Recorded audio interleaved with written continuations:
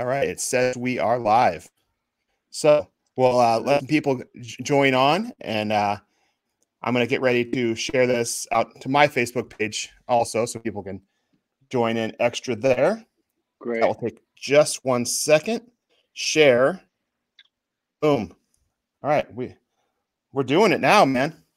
Cool. So, welcome everybody. This is our 6th Q&A we've done over this little coronavirus quarantine.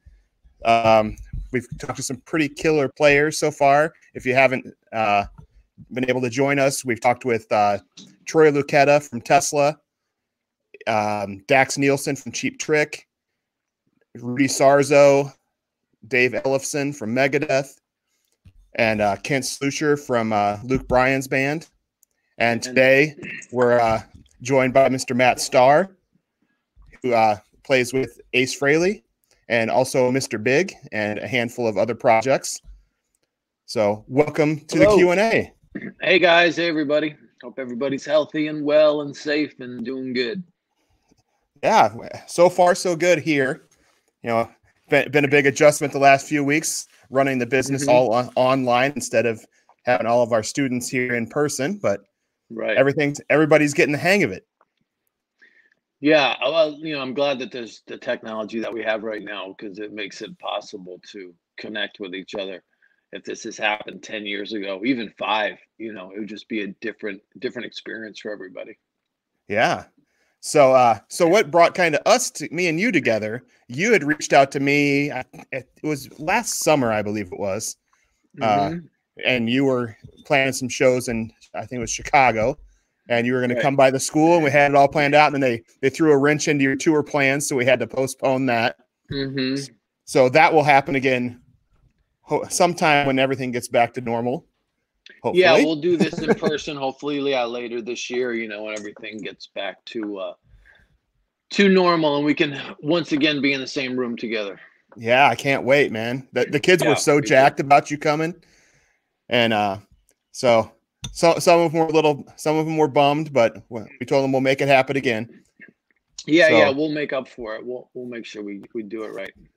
Yeah. So let's give a little background about yourself. I love your story that I've heard you tell on your I follow a lot of your live chats that you do, because you have a ton of great advice, but kind of how you were as a kid to what you're doing now. Yeah, you cut out there. As a kid, I heard. Yeah, when you were a kid and you listened to all the Kiss albums to what you're doing now. Yeah, it's pretty interesting. Like, I knew what I wanted to do at a really young age. I was 8 years old. I saw Kiss Alive 2. It was like, wow, awesome. So that's, if anyone who's not familiar, it's a Kiss album. It's a live record. It's a picture of all 4 of them on the front, but Gene Simmons just has blood all over his face and he's sweaty, and it looks more something out of a horror movie than a rock band. Yeah. And you open it up and it's their stage set from the live Love Gun tour. And so they're on these risers and there's flames and there's sparks, and it just looked insane. And so I just immediately was like, yeah, let's do that. That's what I want to do. And I never felt about anything the way I felt about that before or since. So I was really clear on what I wanted to do. And ever since my early 20s, I was supporting myself playing music, which is great. So I was doing cover bands, teaching drum lessons, all that stuff. But as I got into my 30s and towards my 40s, I realized that I wasn't really doing what I wanted to do, because I had much bigger aspirations for myself, and I wanted to play with bigger people and be more successful. And I was grateful for what I had, but it wasn't enough, you know, and it went back to that original dream.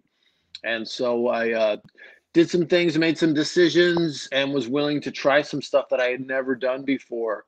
And did a lot of soul searching, a lot of internal work. I realized that the problem wasn't my drumming. My drumming was fine.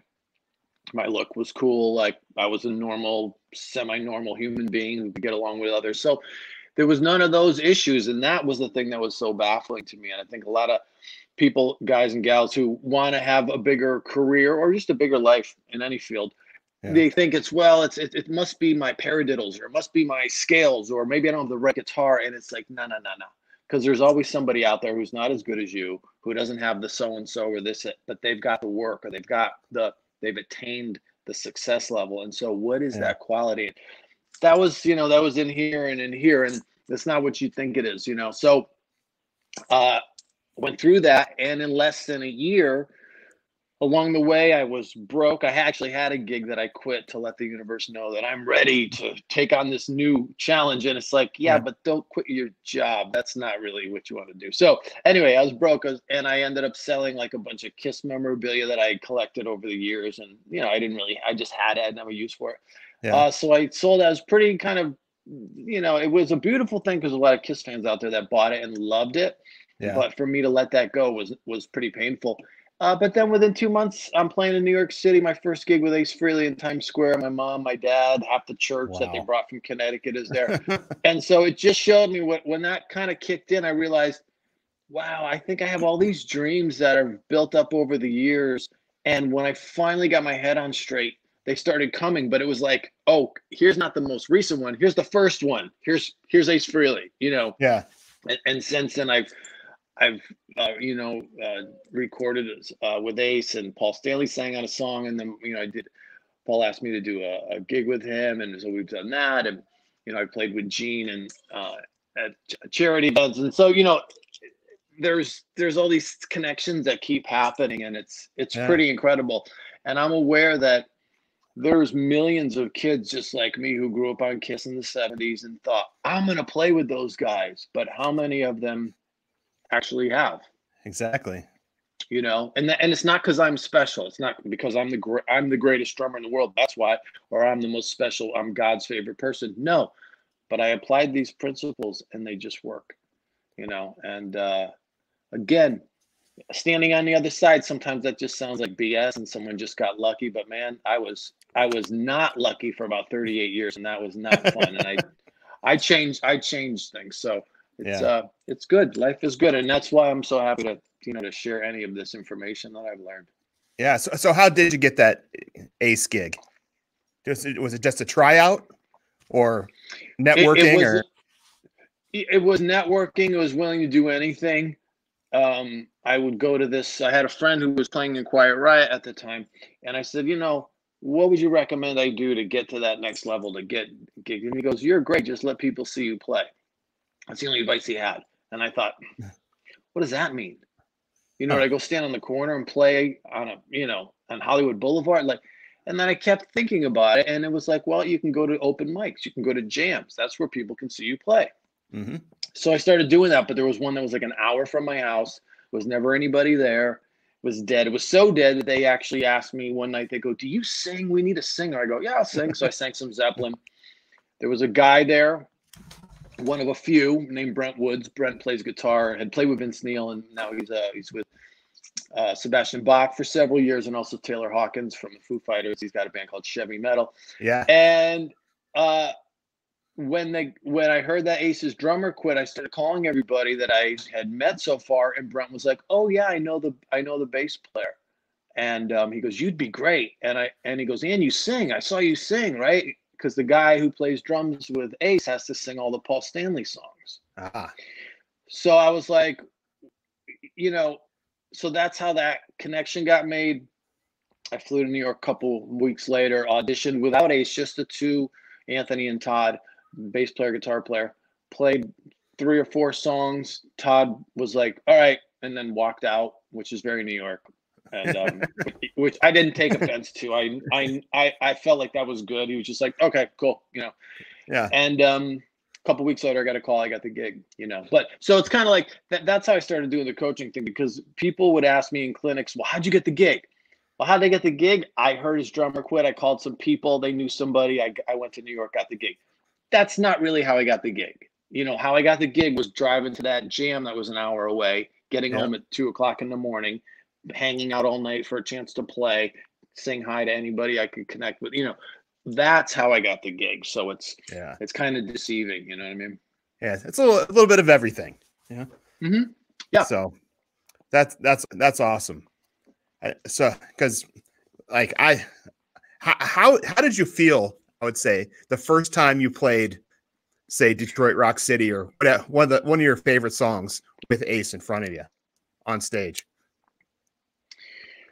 Well, the first song I ever played with him was a song called "Rip It Out," which is they all did solo records, all the guys in Kiss in 1978, and so they had different people playing on their records. So Ace had Anton Fig, who was at that time was not David Letterman's drummer, but ultimately ended up being David Letterman's drummer in the band for the show. And Anton's a great drummer and some pretty sophisticated drumming. And this song is like these classic drum breaks with these crazy drum fills.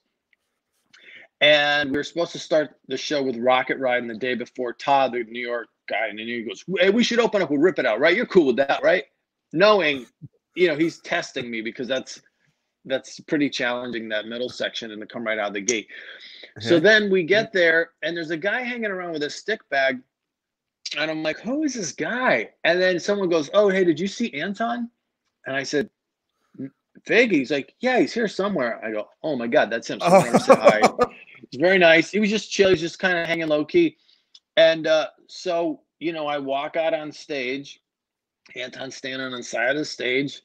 And I'm, we count off, Rip It Out, and go into it. So it, was probably surreal. I mean, there was some nerves, but I have a kind of personality that I can get nervous over stupid little things. But when like a big moment happens, then I kind of go, you know what, we gotta get down to business, and I have something that just sort of kicks in. So that's kind of what happened with that. So I probably was like, oh my God, I can't believe. But then when it's time to do the work, it's like, okay, we can't indulge those oh my God feelings. We're gonna do the work, Yeah, keep it together, man. Yeah. So right there, and just what you said was, I think, great advice to everybody. But you do a lot of career coaching. So tell us a little bit about what goes into the coaching that you do. Well, my job as a coach is to help people get from where they are to where they want to be. And that can be in a lot of different ways. Majority of the people and the clients that I have are musicians. Just by default, I naturally have visibility in the musician community, and I have credibility because they know my story, and they can go, well, look, he's got the gig. I can see, proof that what he's talking about worked. And I think the other part is the fact that this didn't come naturally to me. Playing drums came naturally. I knew what I wanted to do, but it took many, many years, decades for it to come to fruition. Yeah. And so sometimes when something comes naturally, you're not able to really explain how you did it, right? Some people are just good at stuff. They go, I don't know, I just kind of do it. Okay, cool. So, but you can't learn anything from that person because they can't explain it to you. I could explain exactly what not to do, and then I can explain exactly what to do.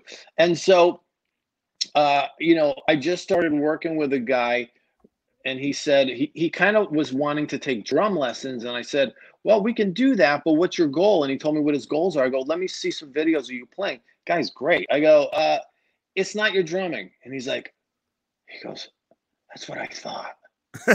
But as musicians, we think, I just got to get better on my instrument, then I'll get the break because it's the best guitarist that gets the gig. Well, that's not true at all. It's the right guitarist, it's the one who's there, is the one who's ready for it. And so it's really about, again, getting your mind and getting your heart in alignment. And, this stuff goes pretty deep. It's subconscious mind stuff and emotions and things that we self-sabotage, and we think, oh, I was really, this wasn't right for me. And it's actually, no, it was right for you. You just got scared, you freaked out, and you train wrecked it. So you didn't have to deal with it. So taking a look at all that fun, uncomfortable stuff and helping people just break through and get to that next level. I do a lot of work, with younger people, and like the workshop that we're going to do later this year. And I don't have to dumb down anything I said. The first time I spoke at a rock school, the ages were 9 to 17. And I thought, I talk about manifesting and all this stuff. And it's like, they got it.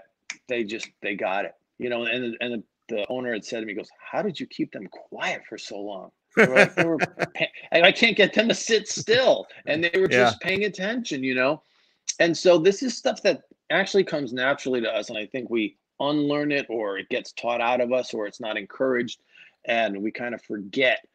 But I think the best thing I can do with young people is they may not have to walk through as many things, but just get clear on what you want to do, because you can do whatever you want with your life, but you have to be clear, and you can't just think, well, maybe one day if I'm lucky. No, no, no, no. You can make this happen. Yeah. You know, you can make it happen. But a lot of, you know, for me, I wasn't around people that I wasn't even around people who own their own businesses, right? So my dad worked for an insurance company as a consultant for the computer systems. So, you know, we were like firmly middle class, had a good life. It was all good, but he was not a risk taker. He was not his own boss. So he just didn't think like that, you know? And so I wasn't around that, let alone someone that had followed their heart on some, you know, even what might have seemed like even more of a long shot. So I just Yeah. wasn't exposed to that kind of thinking. So the people around me lovingly discouraged me from following my heart and said, you got to do something safe. And I'm like, no, Yeah. you got to do something safe, because that's what you need to do. But I'm not going to be happy, you know? Yeah. And I think that's what I realized when people had said growing up, you know, you march to the beat of your own drummer. And I said, well, whose drummer are you listening to? Yeah. I mean, aren't you supposed to? But it was like, oh, you're your own person. It's like, well, what are you doing, man? How are you not your own person? It's not what you're supposed to do. And so I think the fear for a lot of people is, you know, if I try it and I fail, what's going to happen? And for me, the fear was, if I go into that life, I know I'm not going to be happy. And Yeah. I'm afraid of that. I'm more afraid of that than I am of failing at what I'm doing. You know, what's the thing? Like a Yeah. bad day of fishing is better than a good day at work anytime. You know what I mean? It's like you catch Exactly. anything, nope, sucked. Yeah. But when you regret it, nope, we had a great time, you know? Yeah. Yeah. And, you know, that kind of happened for me. Like, I had regular jobs when I was younger, and they suck. We all know regular jobs suck. And then Right. I kind of fell into the teaching thing because I had taken for many years somebody, and actually I had hurt my back at the job that I was working at. I was a beer delivery guy, and I messed up my back. And then like 2 days later, I ran into my old instructor, and he's like, "Hey, how are things going?" I kind of like, you know, hurt my back. I hate my job, blah, blah, blah. And he's like, "You ever think about teaching?" Because at the place that he was teaching at, they had an opening for a drum guy. And I was like, I never really thought about it. He's like, you have the chops, you know what you're doing. Come give it a shot. And now, let's see, this will be 16 years this summer, since I started teaching. And I've been my own boss for that whole time, and I couldn't be happier. Congratulations. Yeah. Thank you. I wanted to be the rock star when I was younger, of course. And, you know, I've done my share of touring around and doing all that, but now, you know, I have a family and little kids, and I'm happy to sleep in my own bed every night and still get to play. That has still get to play value. music, you know, playing music with kids, sharing what I know. And, I couldn't be happier. So, yeah, it's a beautiful thing. And I think, you know, I was just talking to my wife because she was a massage therapist for many years, and she was thinking about leaving the profession, and she kind of went back and forth, and she ended up hurting her wrist, and then she had to. And it's like, with, you know, it just reminds me of you know, your back went out. It's like, yeah, you know, the universe might have been like, okay, he's not getting the message. And it's just like, boom, on my back. Like, okay, there you go. He finally just stopped doing that job. And then, of course, you run into this guy. It's like, what a coincidence. And I don't think there's any coincidences. You know, now you may have had that scenario happen, or other people have had that scenario. And the guy goes, you ever think about, you know, drum lessons or getting back to whatever your passion is? And they go, no, I got to worry about something else. And they just shoo it away. But you were receptive to it in that moment. Yeah. You know, and you said, yeah. And it's like, cool. There was an opening there. So now, I've had the school here we just celebrated 8 years in December, and awesome. We have well over 300. I have to double check the numbers since the whole online thing's going on, but we're like 325, 350 kids a week coming here. It's incredible. And I grew it from nothing. So, and now, we're pretty well known in the music school community, across the country. So we've made a pretty good name for ourselves here in Iowa. Yeah. Well, it's great. And just, what you provide to the kids and the opportunity, anytime I go to, rock school like that, go in and, they're all different. But I go, when I was a kid, there was nowhere I could go that had a picture of Jimi Hendrix on the Oh no. wall, or that had a bunch of guitar amps, or, Eddie Van Halen, or, Motley Crue, whatever. And the service that you guys provide for the community is so huge, and that there's a place, like, we could go to a record shop, but other than that, there was nowhere for us to go. So the fact that there's a place that kids can go that's safe, and they're surrounded by people that, want what's best for them and have experience playing music, and they can learn things, or they can just hang out. I would go to school and I go, all these kids got lessons. They're like, no, they're just hanging out. Yeah. Like I at the school, right, which is kind of weird because there's nobody has been here for like 3 weeks. Right. I come here, a couple times a week just to check on things, but usually I'm in our band room right now, and we'll have a lot of kids on band days. They'll just come in and hang out. We got some chairs on the other side of the room, and they get to know the other kids in the other bands, and they'll stay here for 4 hours a night. Right. and I'm totally fine with that. If it's their safe place and they want somewhere to hang out with and be with other kids that are into music, like, you stay here as long as you want. Yeah, it's great. So. It's a great, and that's what happens when somebody follows their passion, because I've talked to a lot of people and they're like, well, I'm afraid to do this. I go, look, you have no idea who you're going to inspire by just doing your thing. Yeah. I mean, that's why when the Olympics are on, my parents always watch the Olympics. I wasn't a sports guy, but I watched the Olympics. Why? Because there's people crushing it. The greatest of the great. It's like, luge or some of these things that I'll never ever do. I didn't even know existed until I saw the Olympics. I'm like, what are the rules? Oh, that was a good run. Oh, that was a good run. It's inspiring to watch people be at their best, and so be the best in the world. Yeah. So by you doing this and following your dream, again, you have no idea how many kids, but also adults. I'm sure there's a lot of parents that look at you and go, man, this guy runs this. This is his place, Yeah. So it's great. It's a cool deal. So let's tell everybody kind of what else you do. You play the ACE thing, and you do this coaching. Mm-hmm. You have you wear what, 10, 12 hats. Several hats, yeah, just to keep my head warm. Yeah. So I do. My initial thing is being a drummer. So I play live. I tour with Ace, and in the past, started out with Ace 2012 or something. And then a couple years after that, started working with a band called Mr. Big, which is Billy Sheehan, Paul Gilbert. I'm sure your guitar players and bass players are a little bit of talent in that band. Just a little bit of talent. Right. Exactly. And so I was with them for 5 years, and now I'm back with Ace. And so I do live touring, playing, and then I do session work. So I play on records, record a record, Mr. Big, played on the last 4 Ace records. And so those are 2 different worlds, and then do my coaching, and I also produce bands as well. So that's something that I always did in any band I was in. I was the default producer, but then we had an opportunity to work with these, these platinum selling producers, and I would watch them work and just learn. And a lot of them were very generous with their time and their experience. So now I get to do that with other bands, and I love doing it. I love doing it. And it's great because I want what's best for the band and the music, but I'm not attached to it. So if you change a part, I didn't write it. I'm not like, oh, that's my part. Oh, don't take that out. That's my favorite part, Yeah. So do you have like a primary studio you hang out in LA, or? There's a couple different places that I work out of. So one of them is called the Atrium, which is here in Calabasas, which is about 10 minutes away from me. And that's Tommy Lee owns that.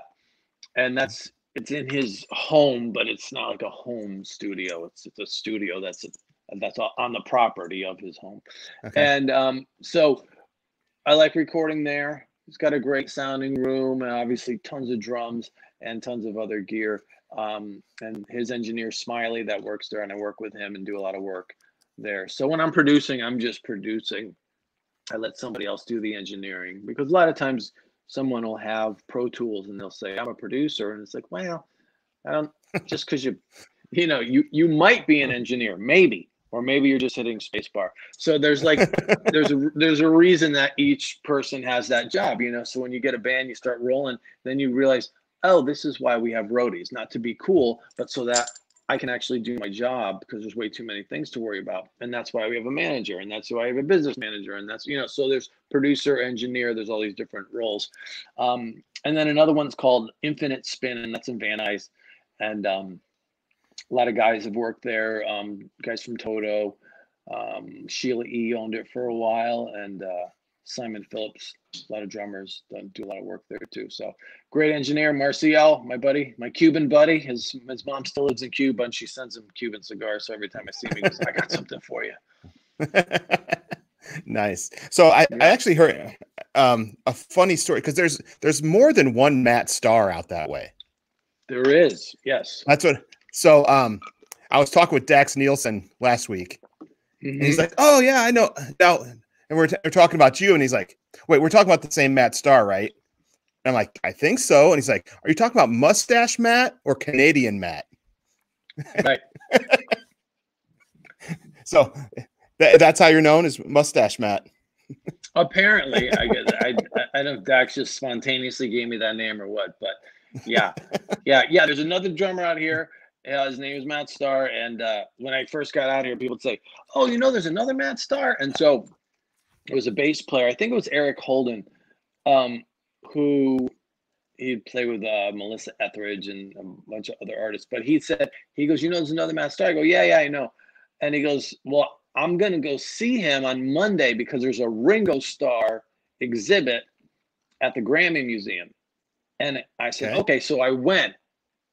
And they're like, Matt. And we just were like, hey, gave each other a hug. And so, yes.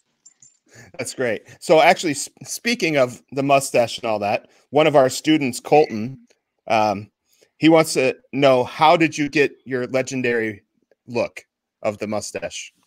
How'd you come up with that? Well, I, as a kid, I think my first hair idol was Rod Stewart, right? So we did the streaks and had all the thing, and then Bon Jovi had the thing, and then, teasing it, and eventually it just started getting a little thinner. It was like early 20s, and I'm like, oh no, I'm not gonna watch this happen. This ain't happening. I want a really clear look. And I said, boom, you just shaved my head. And so we were going out for Halloween. This is probably now, 12 more years ago, and we were going out, and I feel like I'm me every day, So when Halloween comes, I don't feel the need to dress up like somebody else. I think a lot of people think it's Halloween, I'm going to dress all crazy. Yeah. I dress pretty crazy anyway. You know what I mean? I don't feel like I have to get that out. So we're leaving. She goes, you're not going to dress up? I said, oh, all right. So I went in the bathroom and took eyeliner and drew a mustache, like a Snidely Whiplash mustache. Yeah. And then I saw the Facebook post the following days, and I'd look and go, I like that guy better than this guy. Like, I'd rather be that guy. So I said, all right, I'm going to grow this thing. So I knew I didn't want to have anything in the middle here, because I didn't want to have like a mustache. So I started growing this. And my wife was like looking at me one day, because I would figure out how long is this going to take her to realize I've got an idea. So she's looking at me and she's like, what? Oh, no. I go, look, I said, listen, this is my face. And I need to try this. But I mean, it was like it was these little things. It was nothing. And it kind of got a lot. My mom called them caterpillars.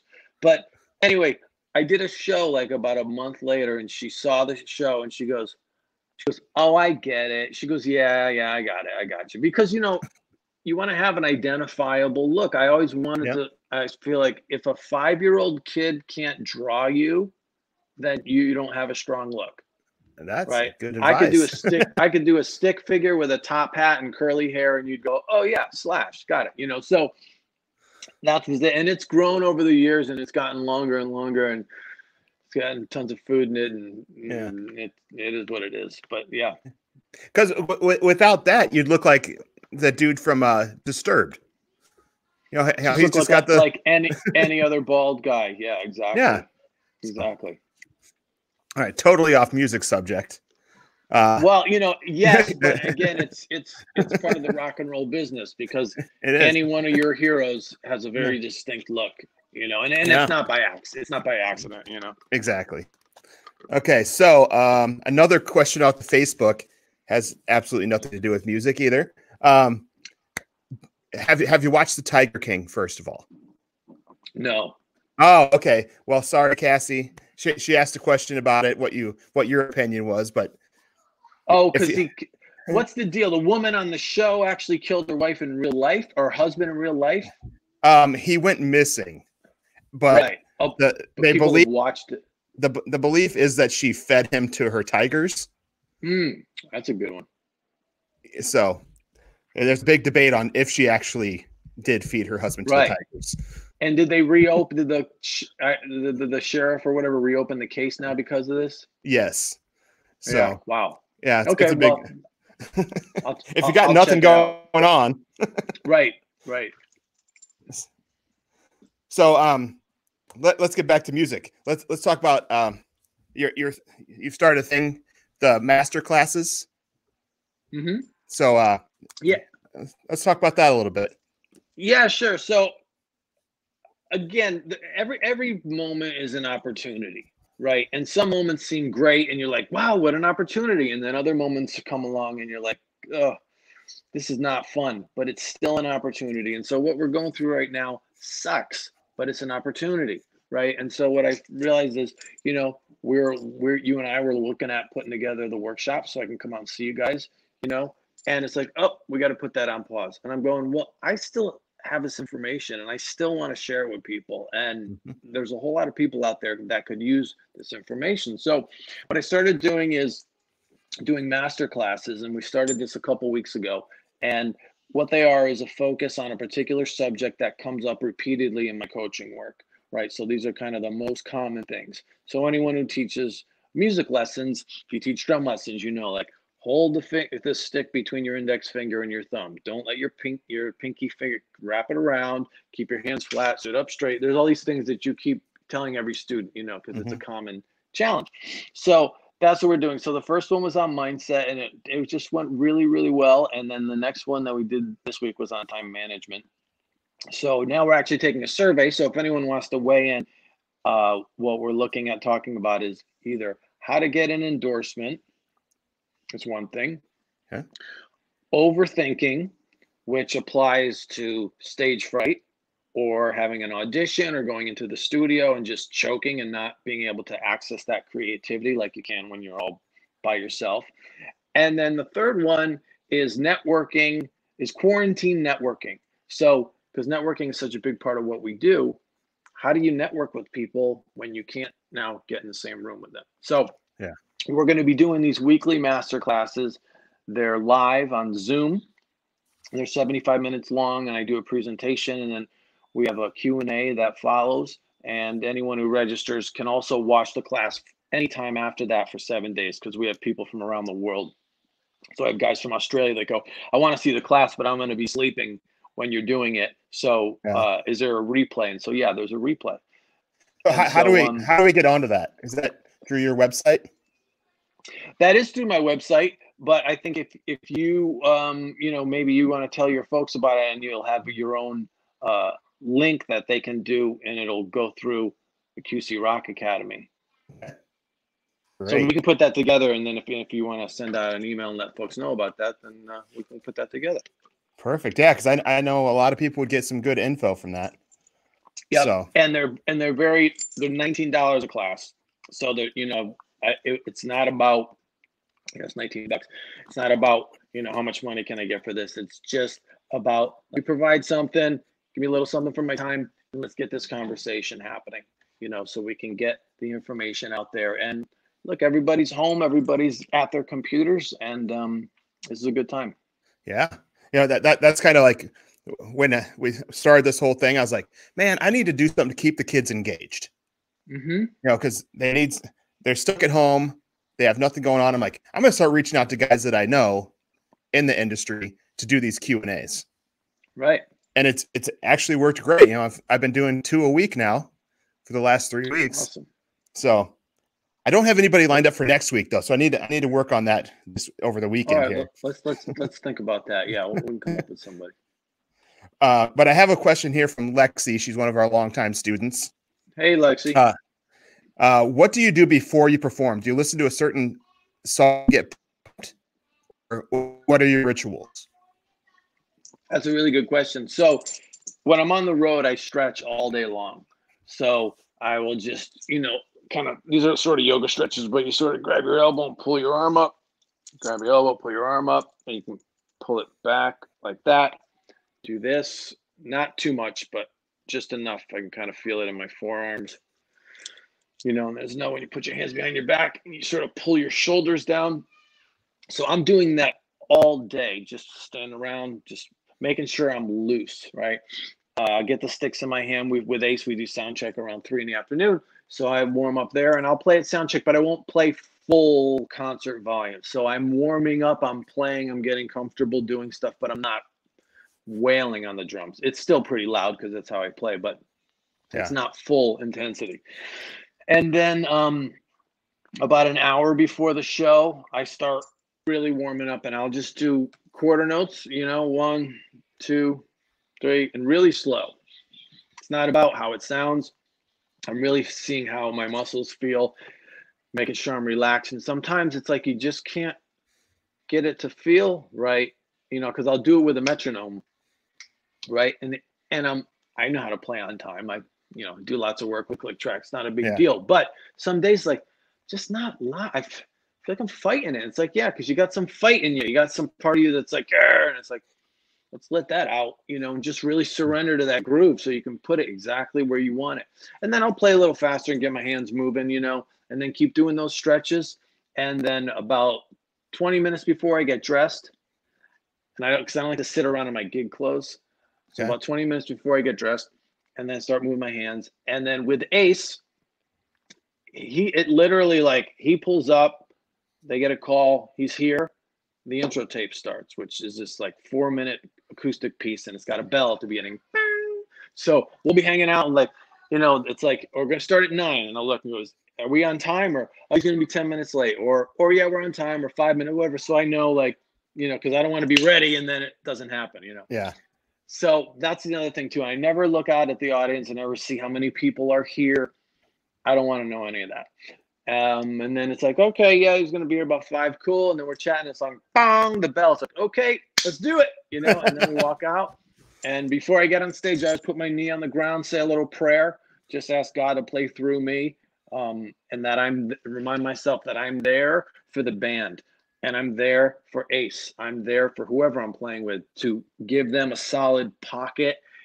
If we're bleeding into another part, give them a big drum roll so they know, like, here we go. Make eye contact. If somebody gets lost, I'm going to keep an eye out for that so I can get them back in. That's my job. So if we have a good show and there's no train wrecks, I did my job. So I'm not thinking about myself. I'm not thinking I'm going to go out there and rock and get all this applause. I do not think about that. If I want all that stuff to come, the best way to do that is for me to be thinking about everybody else and making sure that I got their back. Yeah. And that's it. So you do a lot of singing on the Ace shows. I do. Do you do vocal warm-ups? I don't. I'll sing. I'll just sing. But if I've been playing a few days in a row, then my voice is warmed up, but I'll go through some stuff. And also too, this helps if you're nervous, if you have stage fright. This also just is a good thing to do, which is to just walk through the first song. You could even walk through the whole experience. Okay, I'm going to hear that bell. I'm going to see Ace. I'm going to go, hey, buddy, give him a hug. We're going to go 1, 2, 3, hey, rock and roll. And I'll walk to the back of the drum riser. I'll wait, do my prayer. Okay, get up on the drums, put my hand up. What's up? Yeah, cool. Sit down, make sure everything's where I left it. The mic is good. Okay, got my waters, things. Boom. Okay, my text there. I'm like, what's up? Okay, and then 1, 2, 3, down. I'm down. The drum fill. Boom, boom, bam. Okay, cool. And I'm gonna walk through that whole thing. So a lot of athletes do this. They walk through the game. They walk through the play. So you're visualizing, right? And this stuff, it works. And what it does is it takes you out of thinking, well, what if, and actually puts you in the doing part of it, and that's a really helpful process. Cool. All right. Let's take another question. This one's from a another longtime student of ours, JD. Mm-hmm.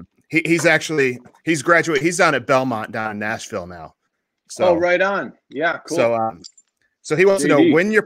when you're practicing, how do you know you're practicing effectively and making progress versus just running through the motions? Well, I don't really practice now, so I'm not offering that as advice at all. But I think it depends on what it is you want to do. What I wanted to do is when I heard Back in Black, Highway to Hell, Phil Rudd, that drumming, I just thought, man, I just want to play like that. And that's not complicated drumming, but boy, is he good. I mean, very few people are as good at what they do in the whole world as Phil Rudd is at playing drums in AC/DC, And so for me, it's about the groove in the pocket. So my state of mind and my physical vibe is as important to making that happen as any technical stuff. But to your question, set goals for yourself. What do you want to do? Do you want to be able to play a certain song, or do you want to play at a certain speed? I always found it helpful to have a band, even if it's not like the band, the end all be all, because what am I practicing for? I grew up, in the 80s and then like the late 70s. And, there's a bunch of guys that wanted to be Neil Peart. So they go, and they could play the middle section of Tom Sawyer. And then they get in a rock band like AC/DC and do all these drum fills, and the guitar player would get mad at them. Yep. It's like, you're in the wrong band, So really finding the band that is the right environment for you. And then you can learn things to use in that band. So that's like sort of answering, but it's more of like a philosophical approach, Again, it matters what your goals are. I think a lot of times guys are like, well, I want to be able to play a samba, and I want to be able to do this, I want to be able to do that, and it's like, that's cool, but what are you going to do with that? It might, if you want to be Lars Ulrich, you want to play Metallica, work on your double bass, work on your just rocking, slamming those drums, work on your creativity, listen to different guys that play that kind of music and explore that world. But sometimes it's just a practice for the sake of practicing. And so there you go. Yeah. I always, no matter what instrument, try playing along with the metronome as much as you possibly can, just so your timing is good. Of course. No, timing is everybody should be keeping time. Yeah. And that's why I love playing with Ace. Ace has a very laid back feel, and it's loose, but it's super consistent. Like he doesn't get excited when the chorus comes. It's chill. And I find that's the case with a lot of guys who have been playing arenas like since I was a kid, since I was born, basically. They have a certain kind of feel, which I really enjoy. So how old are you? 49. 49. Okay.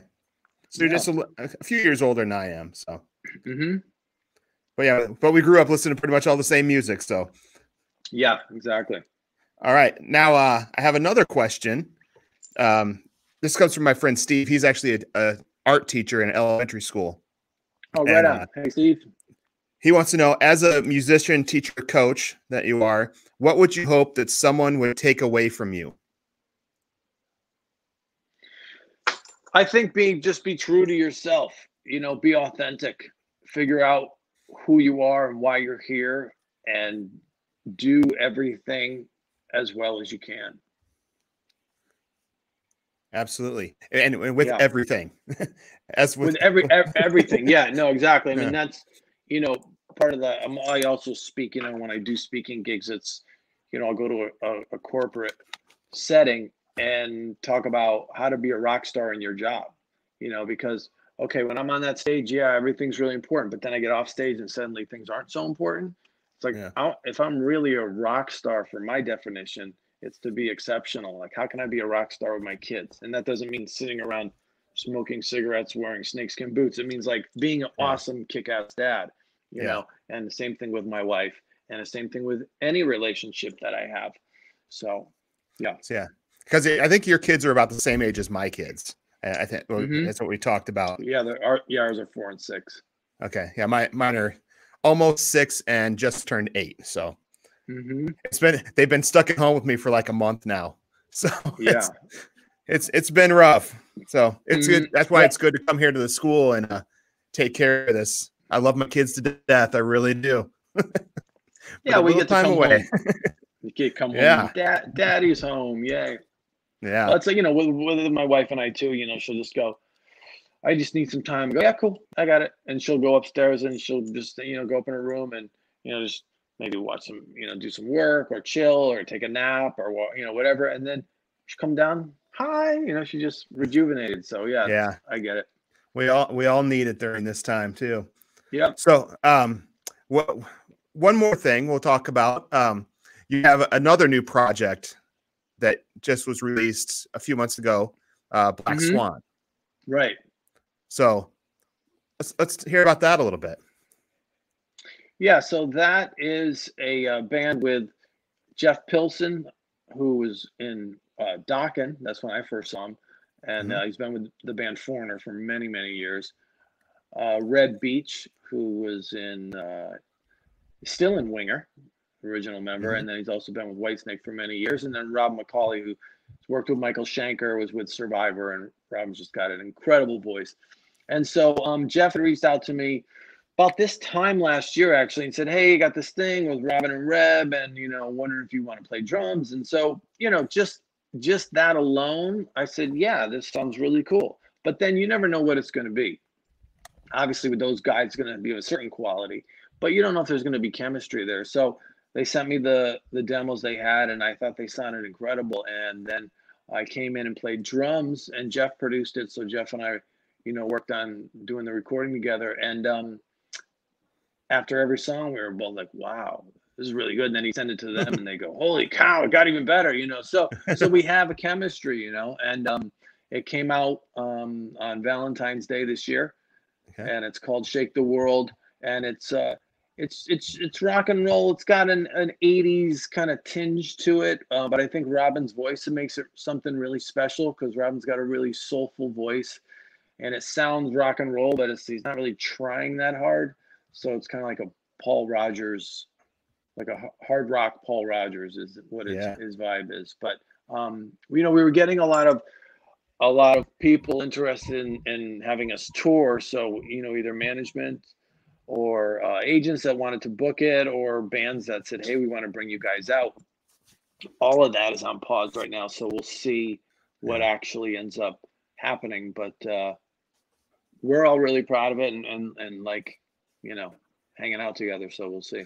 Yeah. Because that was one of the questions that was actually, once we started talking about that, Colton, one of our guitar kids, wanted to know if there was any plans to tour. So hopefully it does. Yeah. Yeah. I mean, I think we all feel the same way. Like, we would love to do that. And hopefully the schedule works out. And then we can all say yes. Yeah, because all killer players in that band too. So so I bet scheduling between all you would be pretty rough with all the projects. That's the deal, Yeah. So but we hit most of the questions that everybody sent in to us. We've been going for a good almost 50 minutes already. That was fast. All right. Goes fast. Yeah, it goes fast. Yeah, anybody that's interested in master classes stuff that he was talking about, send me a message. We'll line it up, and hopefully we can all learn a little bit more from Matt. And also, if you guys want to help support the Academy and these podcasts, Q&As that we're doing, down at the bottom, we had a thing showing there. You can Venmo or PayPal. Every little bit helps us. So it's been a little bit of tough times, but we're all gonna make it through this. And on the other side, we're gonna have some huge concerts to go to, and we're all gonna be better musicians from being stuck at home all the time, hopefully. Yeah, exactly. Exactly. Yeah.